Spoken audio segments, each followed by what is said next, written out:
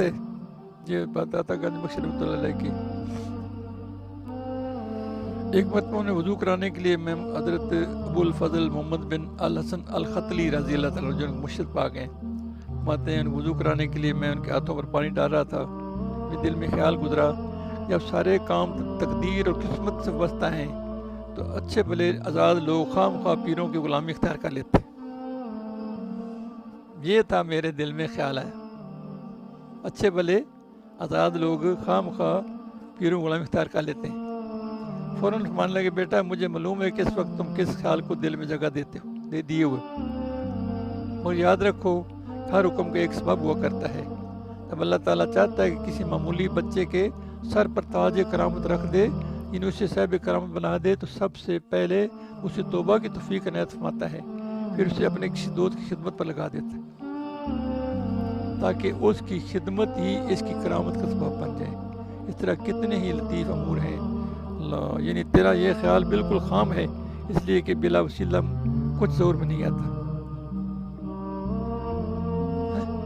جس صورت انہوں نے وصال پایا، یعنی ابو الفضل محمد بن الحسن ختلی رضی اللہ عنہ داتا صاحب جو مرشد پاک ہیں، اس دن ان کا قیام بیت الجن میں تھا۔ یہ بیت الجن ایک گاؤں ہے جو بانیار دمشق کے درمیان ایک گھاٹی کے اوپر واقع ہے۔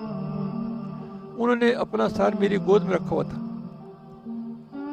مرشد نے، میرا دل رنج و غم سے بھرا ہوا تھا، جیسا کہ کسی دوست کے درمیان سے اٹھ جانے کے باعث عام آدمیوں کا بار آیا کرتا ہے۔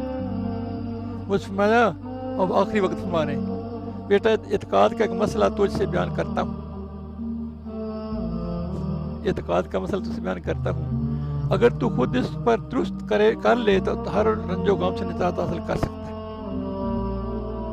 یعنی جان لے کہ کوئی بھی محل یا مقام ہو، اس حالت کا پیدا کرنے والا خدا ہے، وہ حالت اچھی ہو یا بری ہو۔ جب اس کی تقریر ٹھہری تو تجھے زیب نہیں دیتا کہ اس خالق کل کے فعل پر کوئی جھگڑا کھڑا کرے، اپنے دل کو رنجیدہ کرتا پھرے۔ پھر اللہ انہیں غریق کے رحمت کرے، ان سے ہمیشہ راضی رہے، اللہ تعالیٰ ہی بہتر چاہتا ہے۔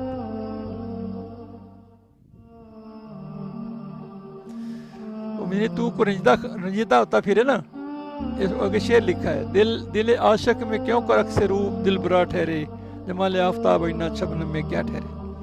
یعنی جو اللہ کر رہا ہے، اللہ صحیح کر رہا ہے،